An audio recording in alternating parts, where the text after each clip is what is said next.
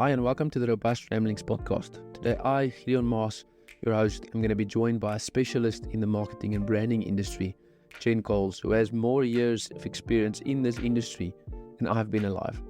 It's been such a rich discussion, and this is going to be the first of a three-part series. So I want to invite you to sit through all of them, enjoy it with us as they are released over the next few weeks. And please also listen out. Jenn has actually been so kind to give us access to one of her free online courses for you to set up your 2024 marketing plan. To access this course, go to zoebusinesssolutions.com/resources and you'll see the course details there. If you go onto the course, you can just add the coupon code Let's Get It and you'll see you'll get it for free for a limited time only. I hope you enjoy this. Jenn, and at the moment you're a co-founder and the Chief Marketing Officer of Zoe Business Solutions, which is actually a specialist marketing company. Interesting that you're Chief Marketing Officer of a marketing company. So what that looks like, I would love to hear. Jen's got 30 years of experience. I actually went on your LinkedIn profile and did the math. I mean, your first marketing job was in 1994. That's the year before I was born. So, I mean, you obviously have a lot of experience in this field. And Jenn, I just want to thank you once again for putting out the time and being here with me on our podcast today.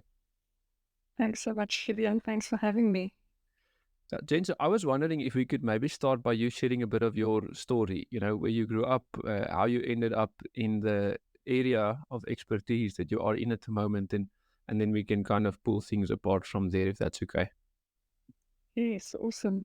So I am an 80s child. I grew up in the 80s, born in the 70s, but grew up in the 80s and was very influenced by Family Ties and Michael J. Fox. And if you know, you know.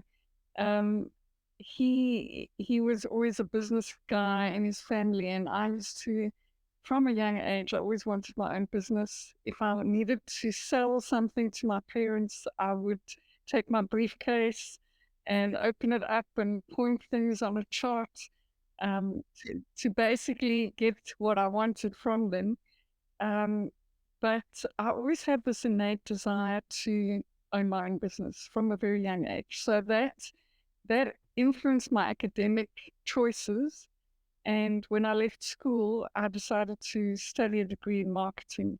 Also because I found it the fun part of business. Back in those days, I didn't find academics very fun. So I was always looking for the fun part of doing something, which is quite ironic because I ended up spending many, many years in the higher education space. And actually, I performed a lot better in my master's degree than I did in my high school qualification, because I think I suddenly found myself in something that I was really, really passionate about. And when you're passionate about something, you want to learn more about it or as much about it as you can.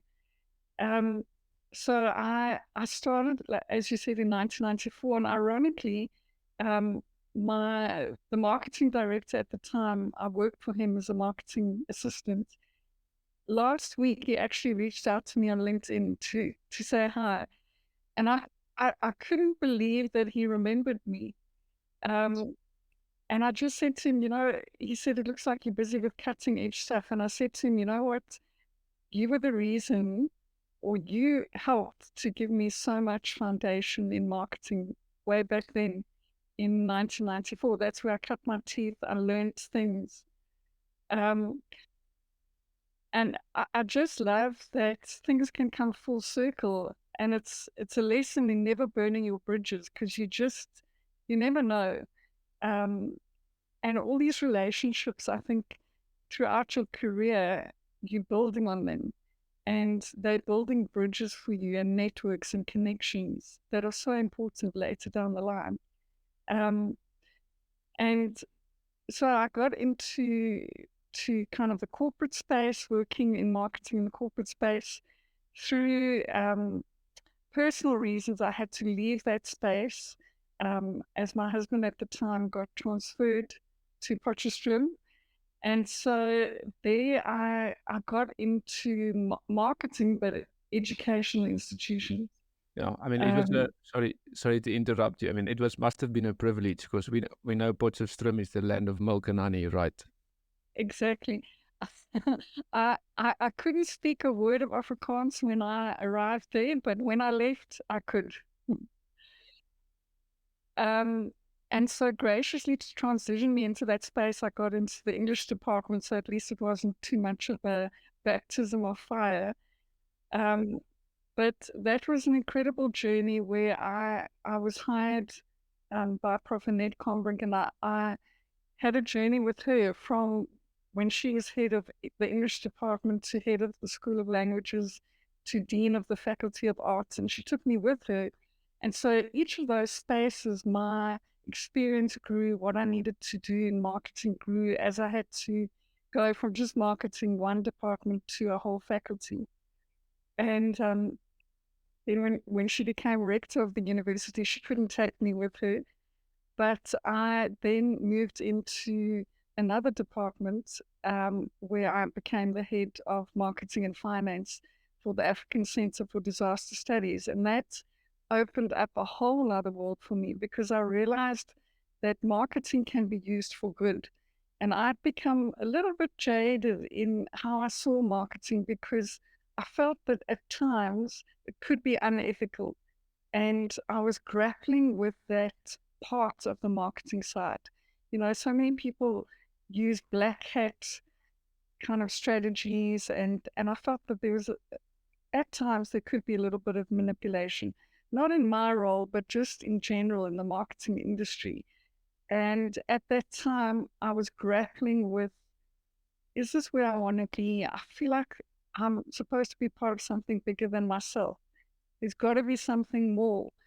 Um, And the African Center for Disaster Studies really ignited something in me that showed me that business can be used for good or marketing can be used for good. And that inspired me to do my master's in sustainable development and disaster risk reduction, which is quite a diverse area away from marketing.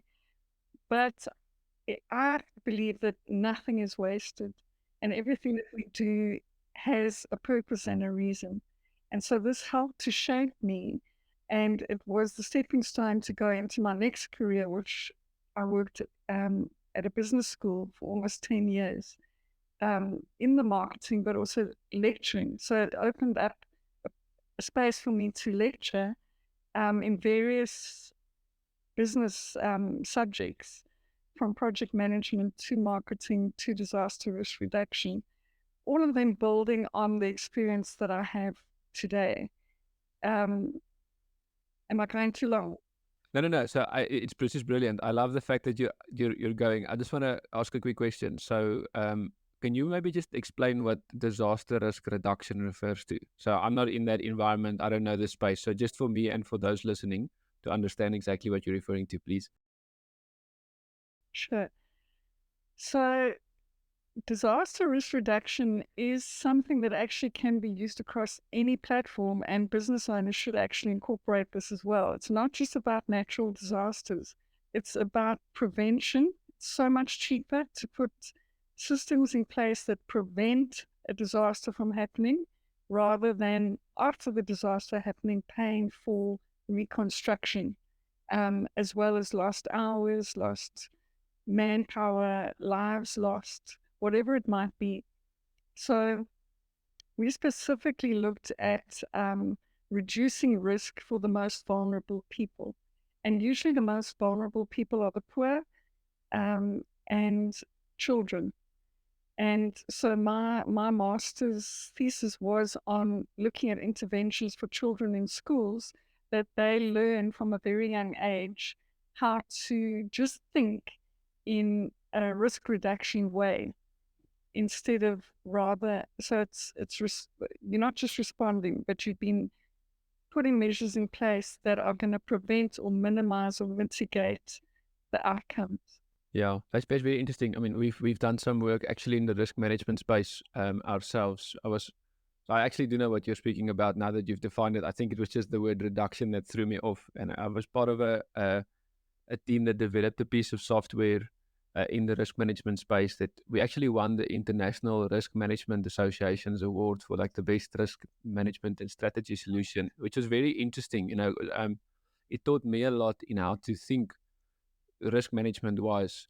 What is the opportunity, the consequences and impact of risks, the likelihood of those risks materializing? What can I put in place now to make sure the effect is lessened, decreased when it does materialize, or decrease the chances of something like that materializing? But it's interesting that you went that route, in the marketing space. I'm very interested to hear, how that helped you in future years, because it seems like a large divide between the two, but actually, I mean, in your testimony now, it really isn't that far apart. No, it's not. And I think that the principles that ground things are generally um, they're the same across the board and across different fields and different industries. Um, and so I never actually worked as a disaster risk reduction person, but I did work in it as an academic, and then also in my thinking. So just like you were saying, you suddenly think differently about how you approach, whether it be a business or a brand or consulting someone. What are the risks? Doing an assessment. So even if we relate that to marketing, I do audits on websites, for example, or I do an audit on your marketing systems. What we would do in the disaster risk reduction space was audit on communities to see what assets do people have, where are they vulnerable, where are the gaps, and what can we do to mitigate and reduce those risks so that they actually are better afterwards. That's very interesting. So, I mean, thinking of, I've always had this. So, I've got a very narrow lens on marketing. That's why I'm very excited to go into the details of this. So, marketing to me, if I had to define the word, is to create something that influences people in some way or another to buy my product or service. So, that's a very narrow-minded view on it. But you're actually speaking of you guys as a marketing company helping people to protect their marketing assets, not just teaching them how to market better.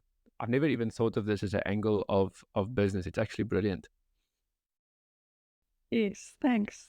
So our approach is we will never just say to you, or if someone comes to us and said, we need help with the website, or we seen everybody's doing social media marketing, we need to do it. So do it for us. We just ethically can't do that. We will look at the entire business Mm. and say to them, I think this would actually be better for you as a starting point rather than going that route because you're going to spend money on it. But if it's not interconnected in a systematic way, it's actually not going to perform. Mm. And there are countless people, business owners that I've spoken to that have said to me, we put so much money into a website and it's not working. Mm. Yeah, that's very true. I mean, we even, when we started our first business, me and my wife, we had an online store, like side hustle in COVID. And we had this expectation that you're going to put up this website and people are going to magically just land on it. Yes. And it doesn't work like that. No. But there are many people in the industry that are very happy to take your money, very happy to design it, and then leave you with it. So that is where I just can't.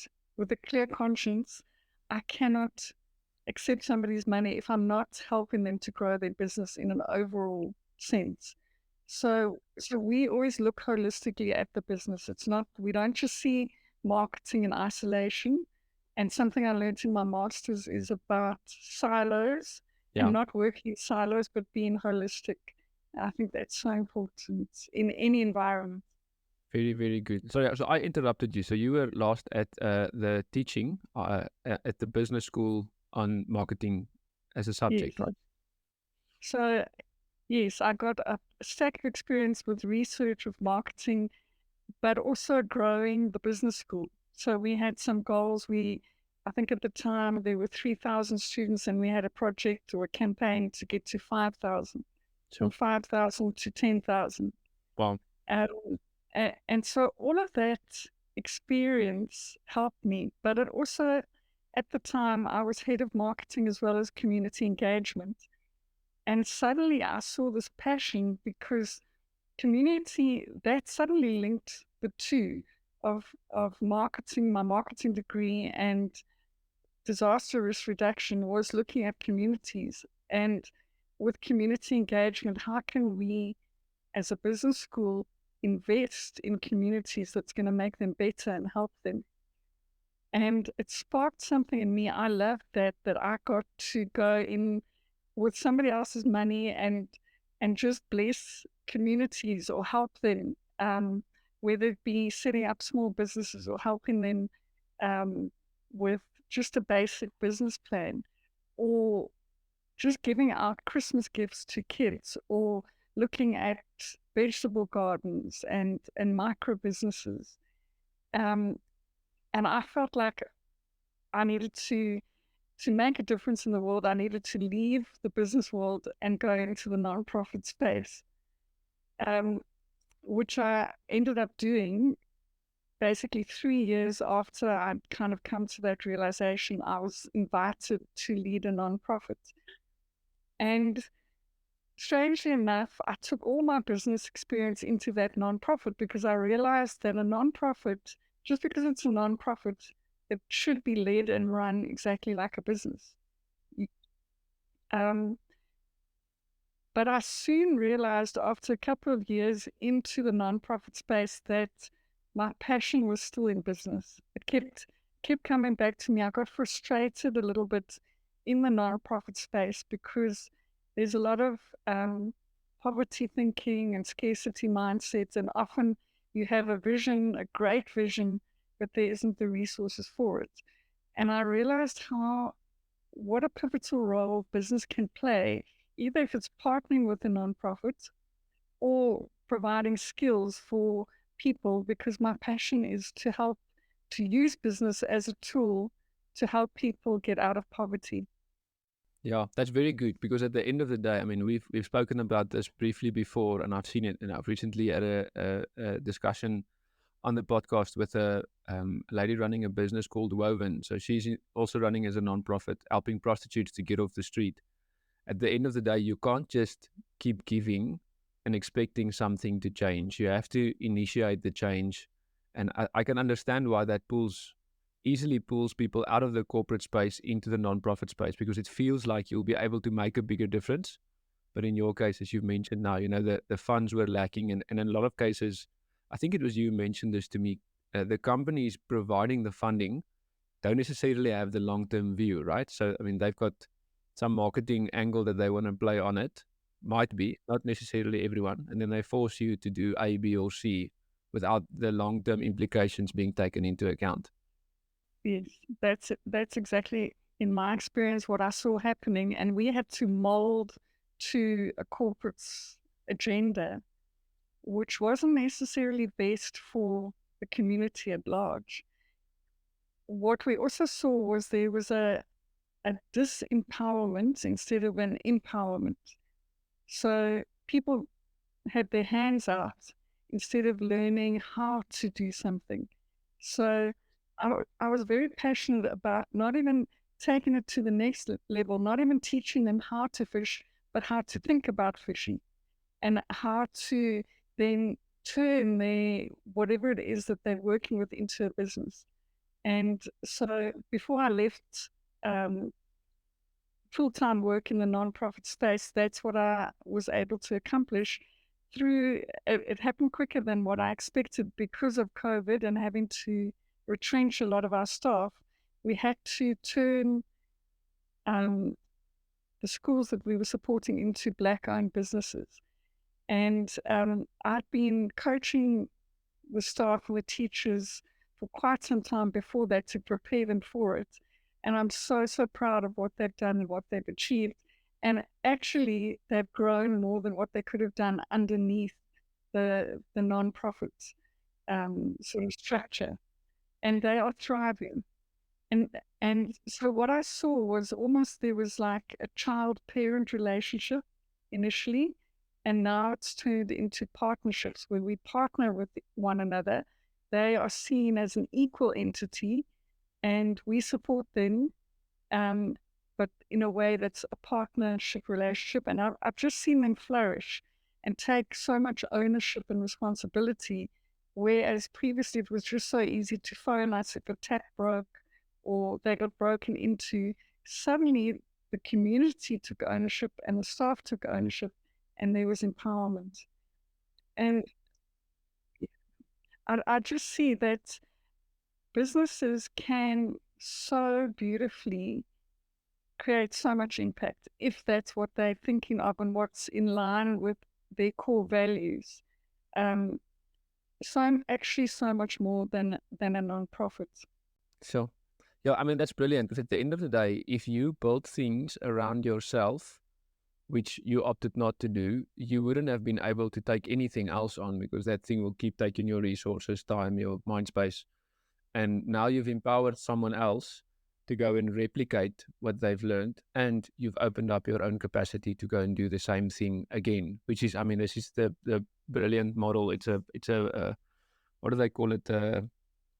Multiplication model, rather than just doing your one nice thing for the next 20 years, and the moment you move on, then it ends. And marketing also plays a critical role in that. So even in the nonprofit space, you need marketing to get your message out. And that kind of comes back to your definition when you were saying what actually is marketing. It's basically talking to the masses. So selling is one-on-one, marketing is then selling, but to a broader audience. But it's communicating your brand and who you are and your unique selling or your unique value proposition. But so many people or businesses have absolutely brilliant products and services, but nobody knows about them because they don't know how to market. So that's where the marketing comes in.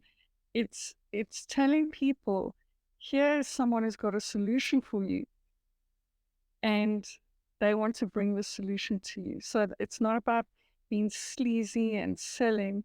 It's about how do we present the solutions? We've seen a gap, we've seen a problem.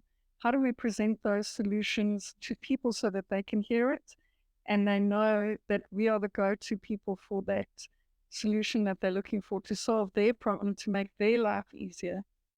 This is brilliant. So I mean, you're running ahead of me at the moment. I want to go into detail into all of those things. Can we just finish your story briefly? So you finished in nonprofit space, moved out. So I would love to go into every single one of the things that you just mentioned.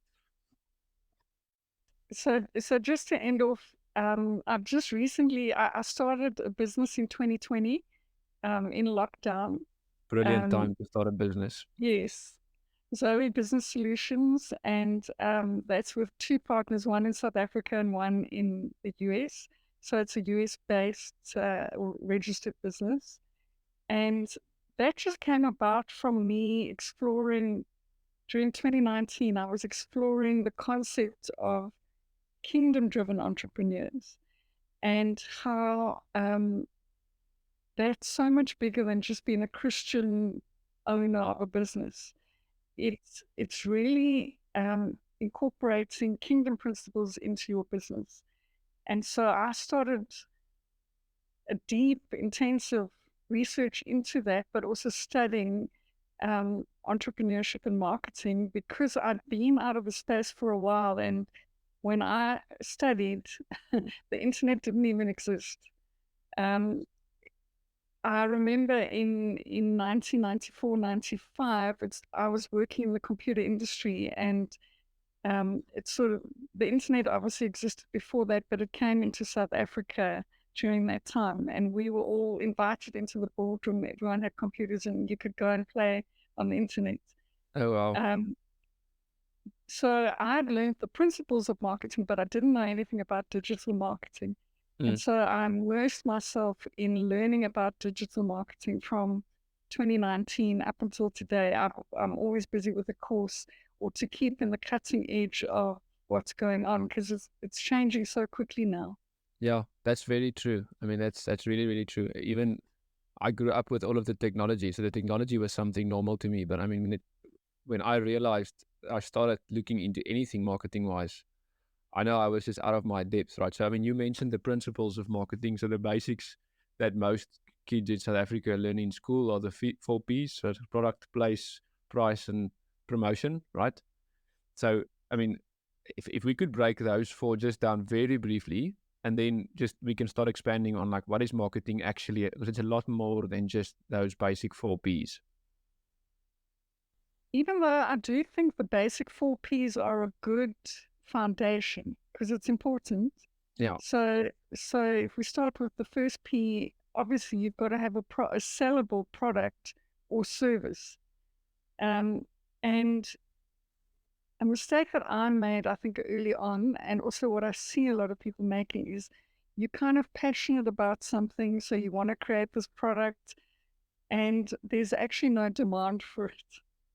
So you spend a lot of time creating the product, and then when it comes to selling it or marketing it, it kind of falls flat. So I would say the most important thing to do is to make sure that you've researched and you know that you are actually, your product is solving a problem that's real, that enough people are searching for, looking for, wanting that. And it doesn't have to be a brand new, you don't have to reinvent the wheel, but just create it in a way that's unique and valuable Yeah. for your market, whoever that is. Yeah, that's very good. So, I mean, for anyone wanting to start something, don't go to your mother or your brother or your sister and see if they'd buy it. If they won't, at least you know, then don't try anything. But the success in them buying it is not going to mean the success of your company, because they're kind of obligated to. Exactly. So, and then you would obviously go deeper into market research in how you determine that.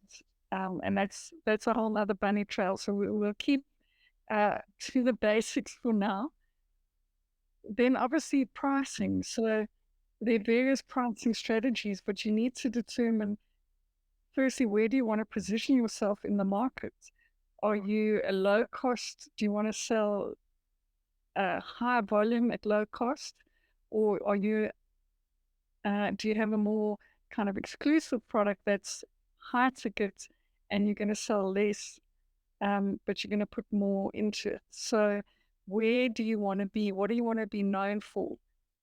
Yeah, Um, and that's obviously dependent on the type of industry you're in, right? So, I mean, if you are a plumber or an electrician and your work is based on your hours, high volume is difficult to do because you can only do X number of jobs in a day. But if you're in the fast moving consumer goods, so let's say you're a Pick and Pay or a Checkers or you know, or something like that, then you've got thousands of items and you're moving very large volumes of products, making a small profit on each. And then that just adds up to a larger profit. And that's obviously, I mean, depending on that model, it's going to influence how you market and where you market to, right?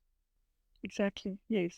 And so there again, so many different areas in that. So even within the fast moving consumer goods or the retail industry, Checkers has positioned itself differently to Spar. Um, and recently it has been nudging its way closer to Woolworths in how it's positioning itself. So you have to decide where, almost on a graph, where is that space or that gap that you want to be known for, and go in there and just be very consistent on how you're presenting your brand or your product or your service or your business in that space. You can't play the whole field. So just be really good at what you're doing in that specific place in the market. And I want to say that don't ever think that the market is overcrowded, because there is enough space for everyone. As long as you position yourself correctly, and look for, how do I create, even if something is a product that's very well known, or it's a solution that a lot of people have already provided a solution for, how can I make that a blue ocean thing by adding value, or tweaking it slightly, or changing things, or just understanding the market better and offering that in a way that's potentially faster to produce, and maybe is even cheaper, because that's how you're going to be able to scale quicker. Yeah, and so a good example for me would be something like Checkers' 60/60 model, right? So there was a macroeconomic change in the world, and then they utilized that to, within the retail space, differentiate themselves. And they actually moved from just being a grocery or a retail company to, having subscription services for getting groceries delivered. And what they're selling is not groceries; they're selling convenience, time saving for you. I mean, so especially in the city where it takes you 20 minutes to get to your local Checkers, then having to spend 15 to 20 minutes there to decide what you want to buy. And then on top of that, the 20 minutes home, they save you an hour at 99 Rand a month. I think that was a brilliant model, because they not only um, made it more convenient for you, they actually took a larger, what's the right word, part of the market cap in, is that the right word? I mean, they took a larger portion of the market for themselves, because now they're ensuring more people will buy from them. So even if it costs them to deliver the groceries, the fact that they've got a larger percentage of South Africans buying from them rather than the Woolworths or the Spar or the Pick and Pay, and none of those could actually get the delivery thing as prominently done as Checkers could. It actually is major, much, much, much more profitable for them. So you mentioned something interesting now. It's a term, blue ocean. So I've heard about blue ocean, red ocean. Would you mind just explaining those terms briefly before we jump into the third P? Sure. So the red ocean is where everybody's at. So it's where you're going to clamber and climb to try and get recognized and seen for what it is that you are selling. It's kind of all the same, and everyone's doing it. The blue ocean is where there's an opportunity where there are not many players there, and you're going in at a very different angle or a different perspective, and it suddenly opens up. So you're not crammed into this space where you're actually clamoring for visibility or to be seen, but you have something very unique and different, which again, like I said, it could be something like a cell phone, for example, but there's a difference. It's differentiated. And it might even be the way that you market your business that could be completely different, that has positioned you to be in a space where there's not a lot of competitors around you, and there's tremendous opportunity for growth and to be visible in that space. Very interesting. Okay, so I've tried in my mind to make sense of this, kind of seeing it like as many different fish in the water and sharks in the water. So the red being like you get chowed, and then bloody water. That might be a bit gruesome as an example, but it's a bad place to be at when it's the red ocean, and it's a good place to be when it's a blue ocean. Yes. Okay, so that's great. So at the moment you want to differentiate yourself, find your blue ocean differentiator, your unique value proposition. You referred to it earlier as that, and I think that's brilliant. Even if it means packaging or marketing your company in a different way, it doesn't necessarily have to be an entirely new product. Yes. I think that can be a saving grace. Wow. Yeah, I often thought that, like, you've got to think of something completely different, and that's not necessarily the case, because there's Yeah. still many people who require that solution.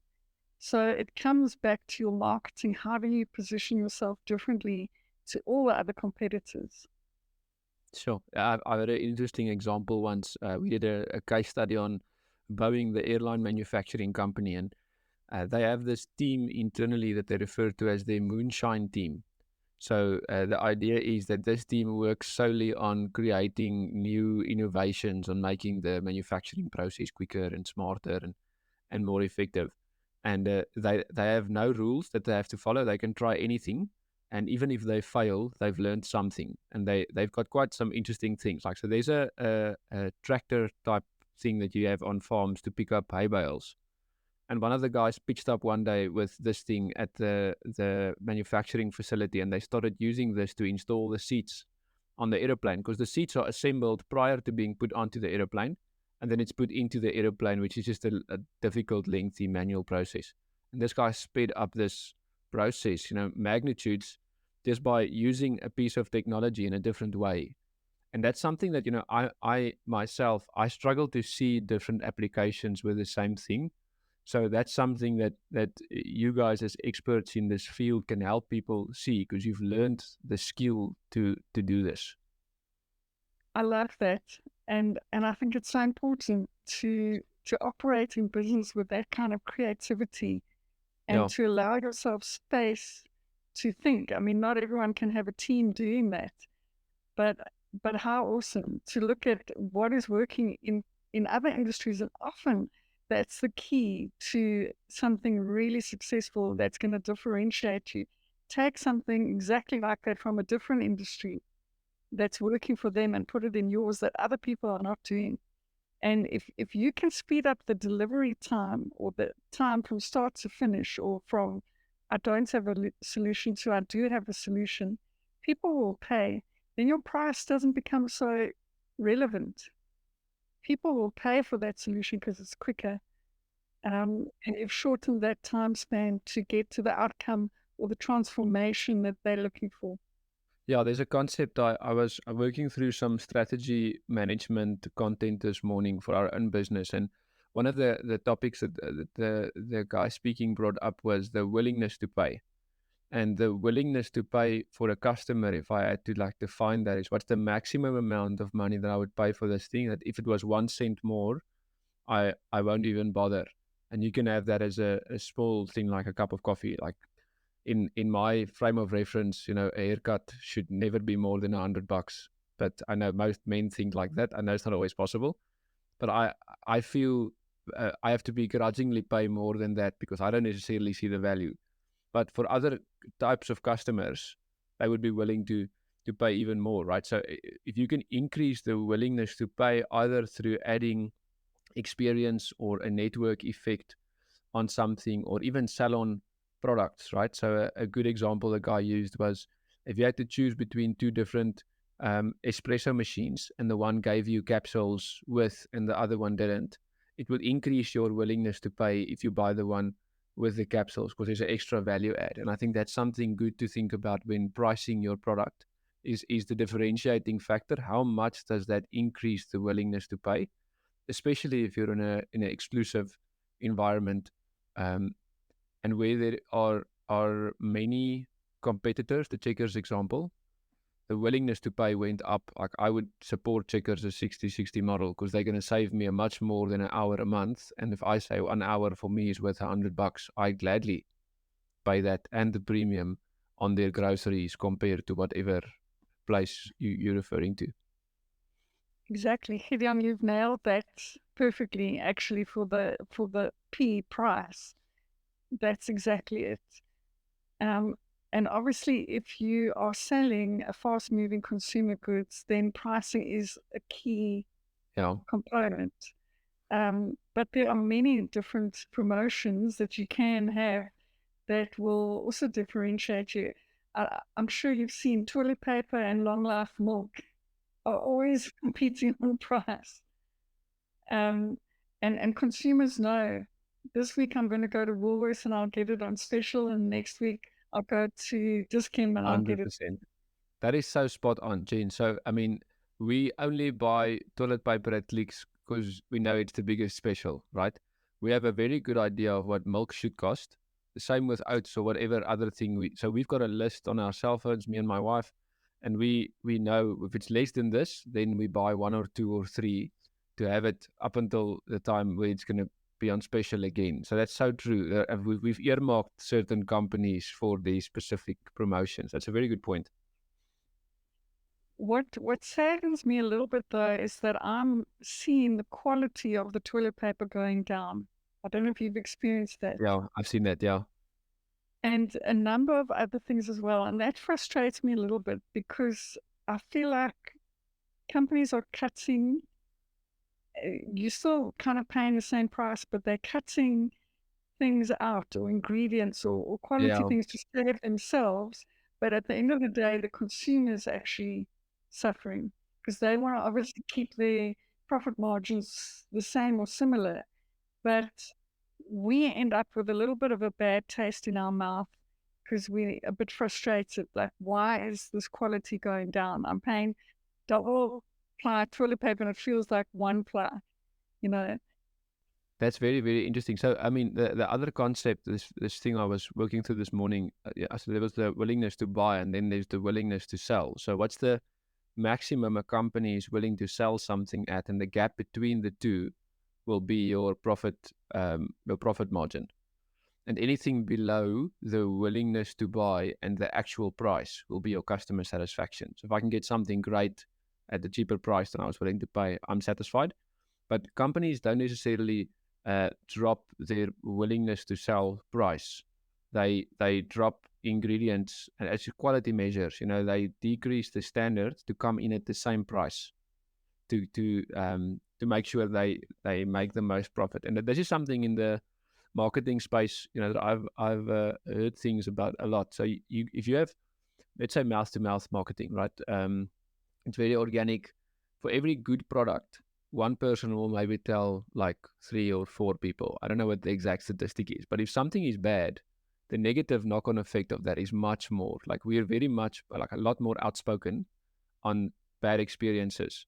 So if you drop your quality as a company, it's a matter of time before it doesn't matter what your price is. People have lost trust in your product, and despite the fact that it's cheaper, they'll move on to a different supplier. Yes. And I have to say as well, I know that the macro environment is difficult as well. So if we zoom out a little bit on that, the manufacturers also have to look at their stock. So maybe they need to drop some things or quality or ingredients so that they don't have to retrench staff or lower salaries. So there is a knock-on effect to this. And I think that takes a lot of strategic thinking and how do we navigate this that's a win-win for both, for us as a business and as well as the consumer. And I think that's quite a challenge, particularly in these times in South Africa, where there's load shedding or you have to run generators and you're paying a fortune for diesel every month, which was something that you didn't budget for. So something's got to give. Um, so I think that it's just navigating that well and maybe even communicating it with consumers. Wouldn't that be better if you maybe tell them a bit of a story about what's going on? They might not leave you then. They would understand if they knew the bigger picture, but don't be devious about it. Yeah, and actually, at the end of the day, that leaves you with a marketing opportunity, right? So let's say I am take Clix's toilet paper as the running example, because we know the following has taken place, but we love our staff so much that we were willing to drop the quality to keep the people. So here's the names. Well, let's say it. Just make a fictitious name. This is Jeff. Jeff works for us. Jeff still has a job because you're willing to buy a lower quality product at the same price. Thank you for supporting Jeff. So you kind of have people buy into the narrative rather than having them frustrated because they don't know. Exactly. And that comes back to the point where there's always an opportunity. Life doesn't happen to us, it happens for us.